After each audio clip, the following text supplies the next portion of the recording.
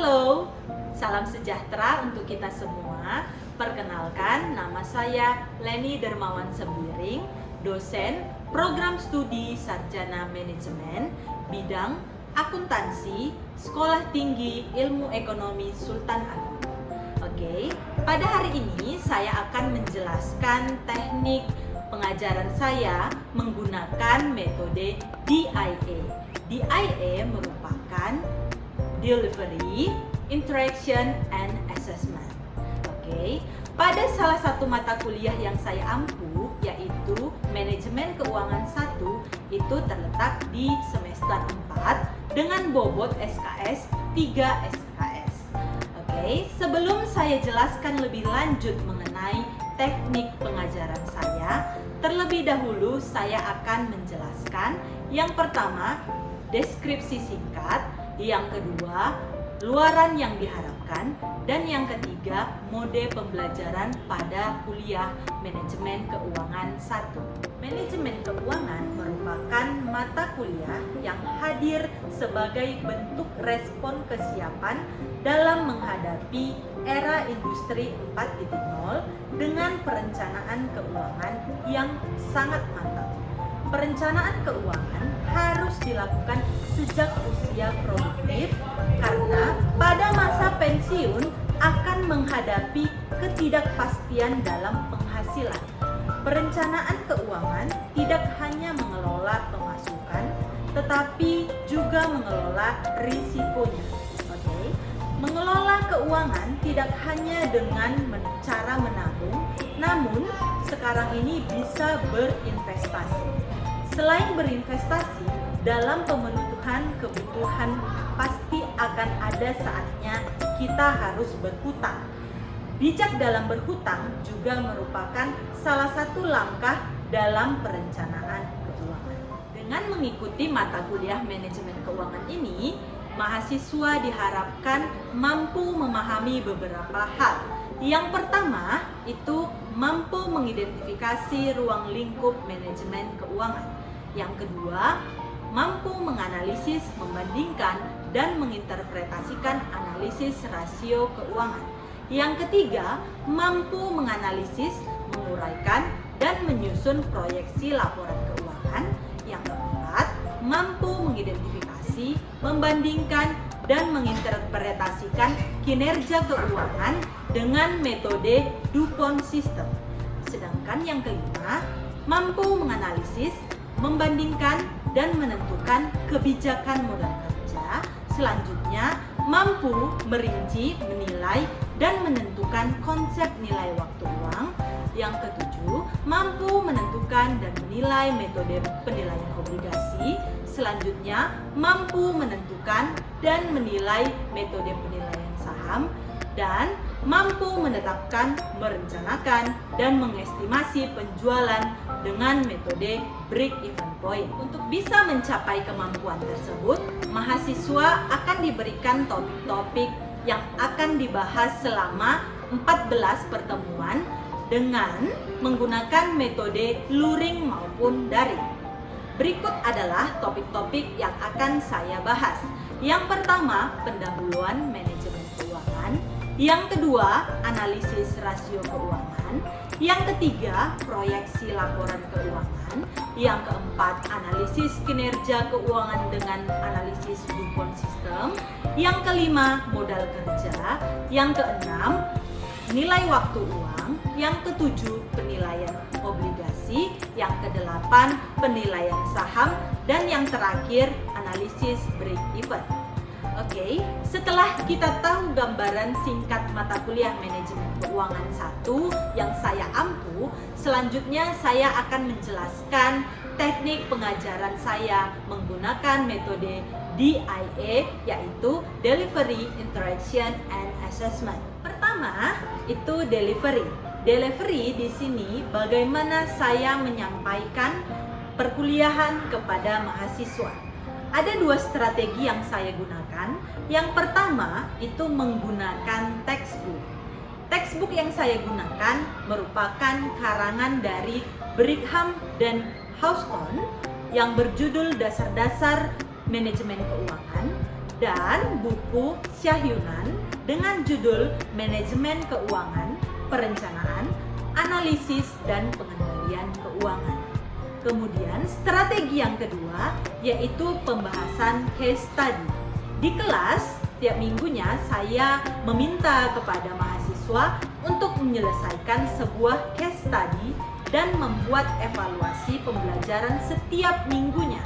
Dengan cara ini, mahasiswa akan lebih siap dalam membahas setiap contoh soal yang akan dibahas di dalam kelas. Saya juga tidak jarang menekankan topik-topik terkini yang berkaitan dengan metode pembelajaran yang dapat diangkat sebagai judul skripsi nantinya. Ada yang kedua yaitu interaction.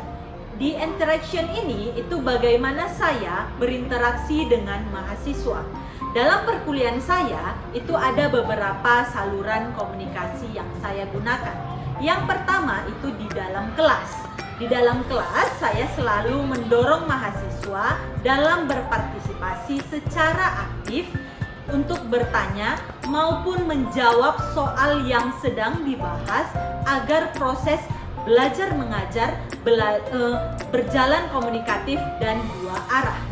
Kemudian, yang kedua yaitu saya menggunakan media WhatsApp sebagai sarana diskusi di luar kelas selama 24 jam per 7 hari.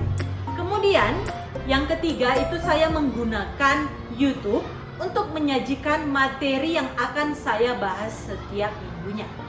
Kemudian yang keempat itu ada Google Classroom.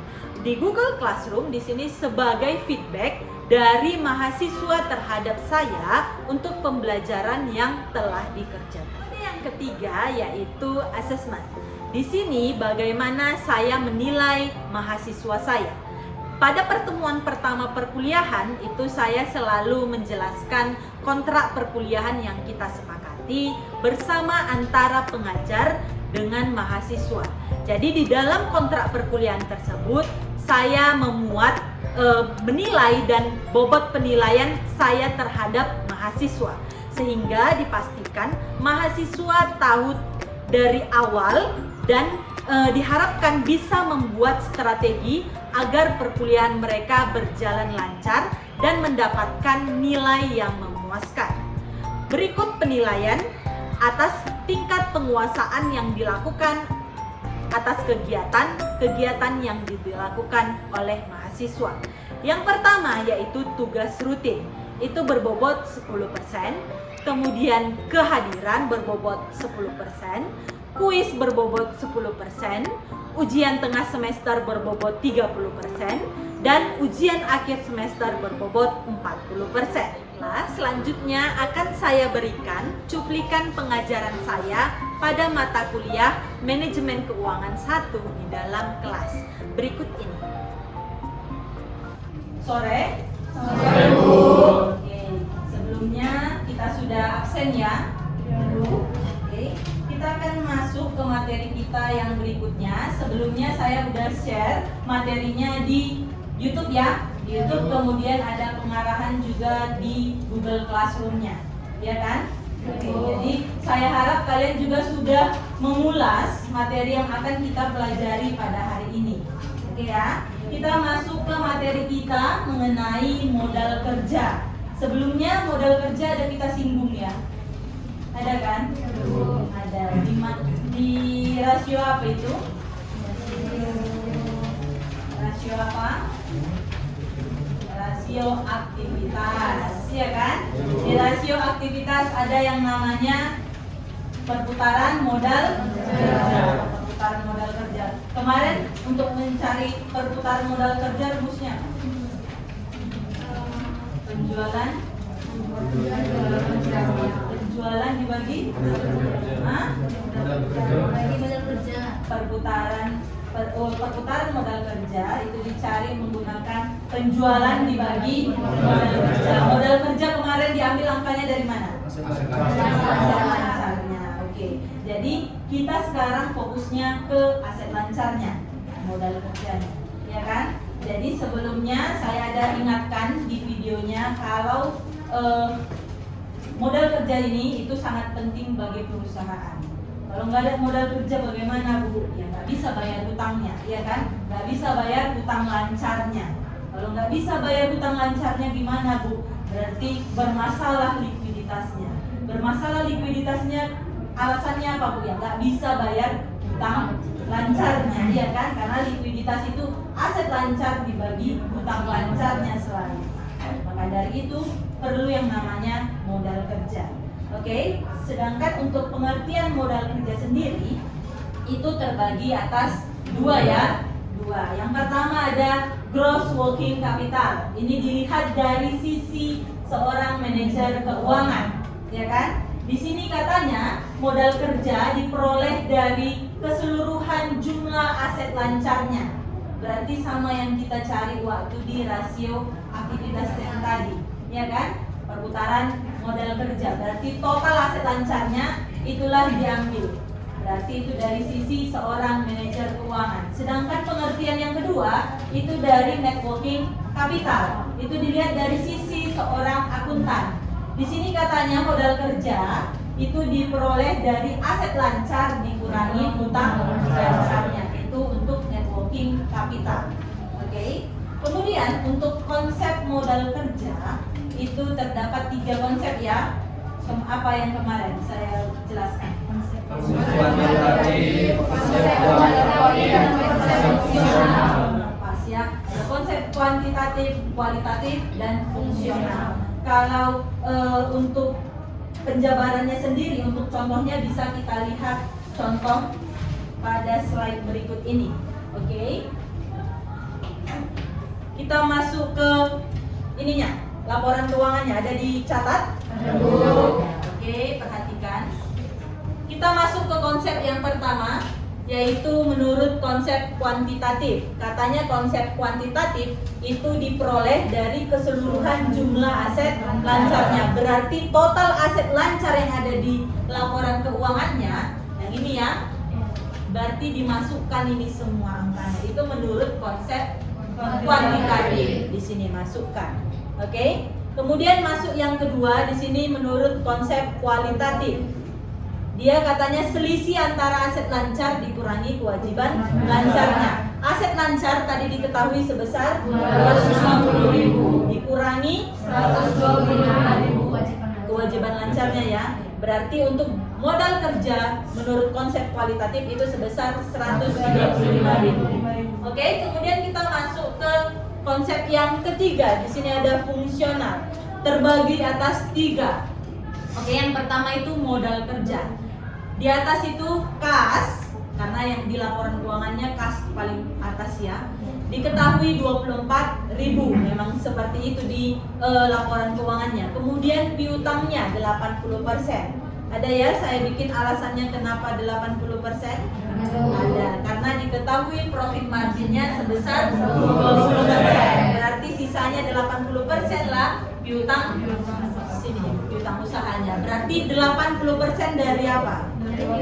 Piutangnya berapa? 80.000. Berarti 80% dari 80.000 diperoleh piutangnya sebesar 64.000.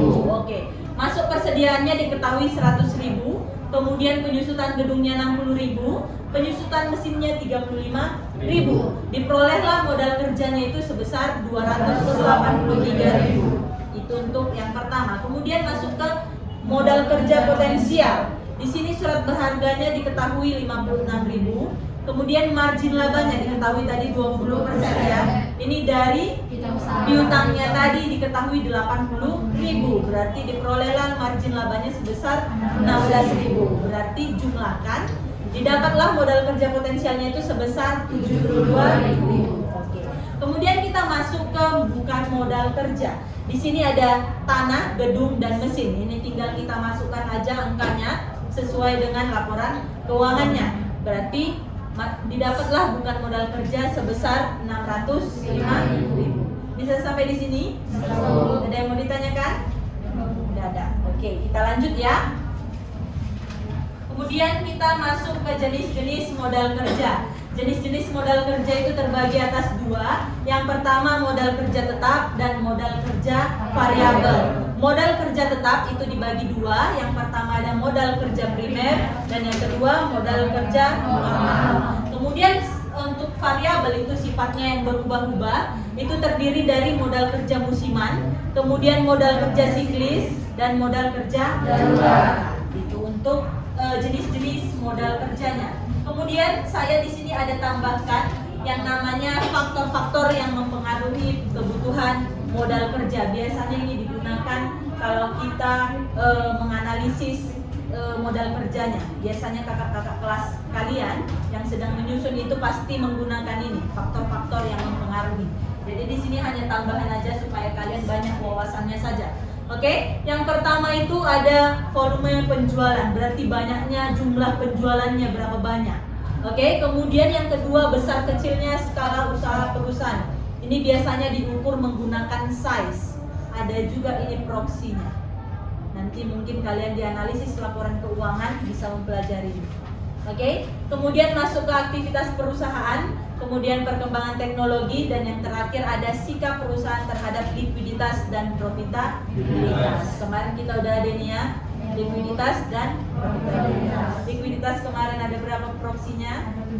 Ada 3. Yang pertama current ratio, yang kedua quick ratio, yang ketiga cash ratio. Kemudian profitabilitas ada berapa proksinya?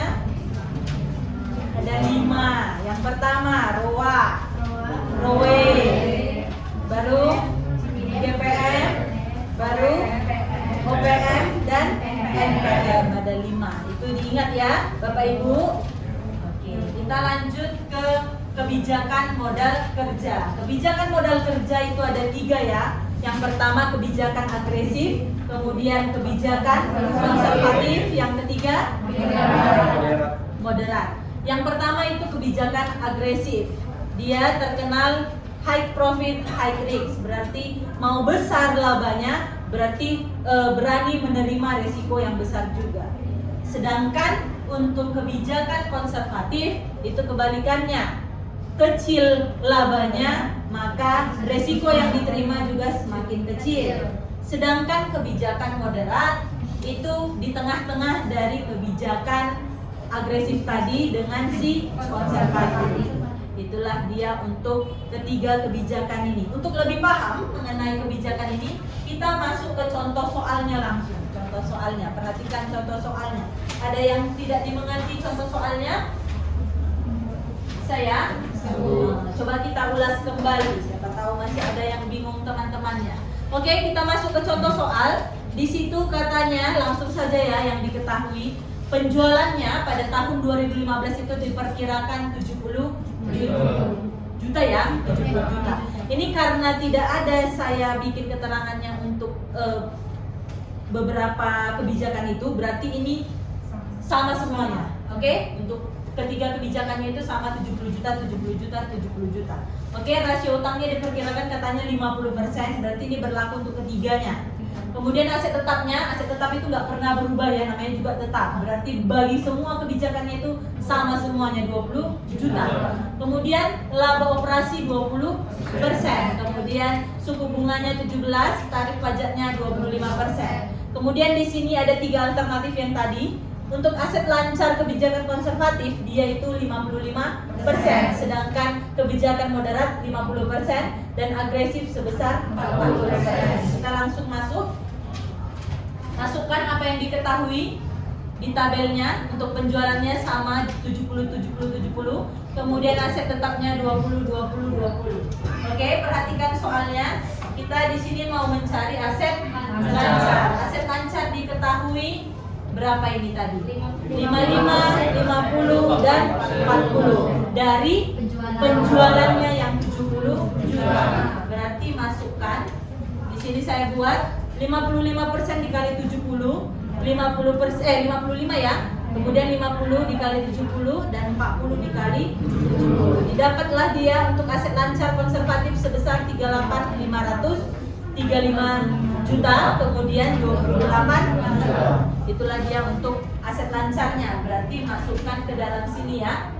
Aset lancarnya 38.535 dan 28. Kemudian di bawahnya itu total aset. Berarti tinggal kita tambahkan aset tetap ditambah aset lancar. Jumlahkan yang kedua ini, didapatlah total aset konservatifnya itu sebesar 58.500.000, kemudian 55 juta dan 48 juta.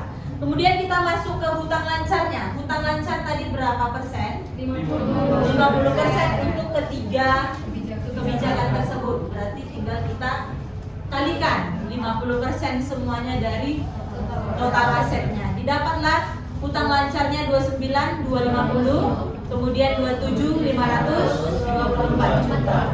Masukkan ke dalam tabelnya yang ini untuk hutang lancarnya. Begitu juga modal sendiri ya. Berarti kalau hutang lancarnya 50%, berarti modal sendirinya juga 50%. Kan ini 100%. Ya kan? Ini kan total hutang 100%. Kan aset sama dengan liabilitas ditambah ekuitas. Berarti jumlah aset harus sama dengan jumlah yang dua ini. Ya kan? Berarti totalnya ini berapa? Sama ya? Berarti tinggal kalikan 50% juga. Diperolehlah dia modal sendirinya sama dengan angka hutang lancar. Oke, kemudian kita masuk ke laba operasi. Laba operasi ini diketahui. Ada 20% ya. 20%. Oke, kita masukkan EBIT ya. Ini ya. EBIT-nya 20% dari mana? Jualan 70 juta. Berarti tinggal kalikan, berarti ini sama ya semua. EBIT-nya 14 juta. Oke, masukkan 14 juta, 14 juta, 14 juta. Oke. Kemudian beban bunganya 17%. Tinggal kali ya. Kalikan ke hutang lancar. Berapa hutang lancarnya tadi diketahui? Hutang lancar 29 juta. Oke, diperoleh untuk kebijakan konservatif 4.972.500.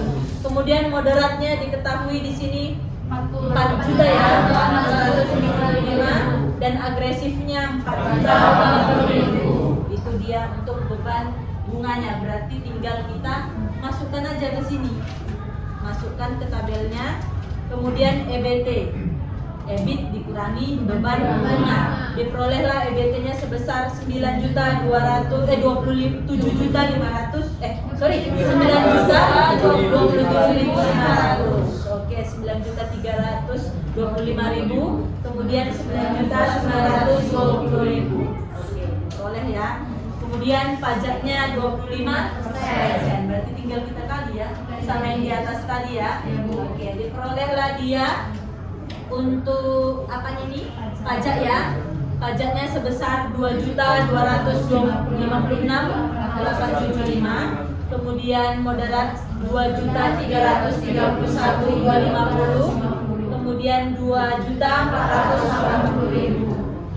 Kemudian tinggal dikurangi ya, EBT dikurangi pajak, diperolehlah dia EAT-nya sebesar 6.270.625. Kemudian 6.993.750. Kemudian 7.440.000. Kemudian ROE. ROE rumusnya apa kemarin? Laba bersih dibagi total ekuitas. Laba bersih kita berapa?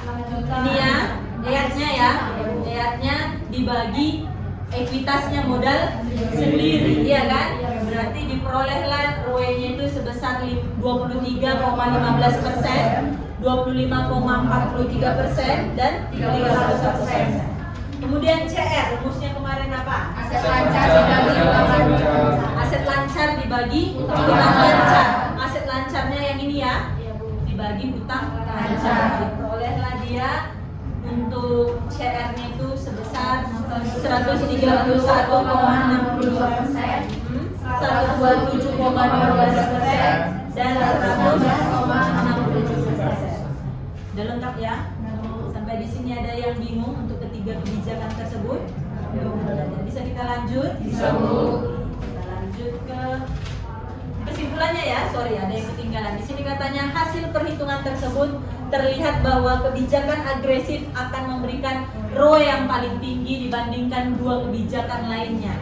Tapi katanya dia punya CR yang lebih rendah dibandingkan dua yang lainnya itu. Dengan demikian katanya resiko untuk tidak mampu memenuhi kewajiban finansialnya itu juga rendah. Berarti mampu dia melunasi. Oke? Bisa sampai di sini? Oke, sampai di sini materi kita. Ada yang mau ditanyakan? Nggak ada? Yakin? Ngerti semua? Oke. Sampai di sini materi kita untuk hari ini. Kemudian seperti biasa, saya akan share materi kita di YouTube ya. YouTube, kemudian perhatikan arahan maupun petunjuk yang saya berikan di Google Classroom. Ingat tenggat waktunya ya Bapak Ibu. Jangan ada yang tidak disiplin, iya kan? Oke, sekian materi hari ini. Jadi sampai jumpa minggu depan.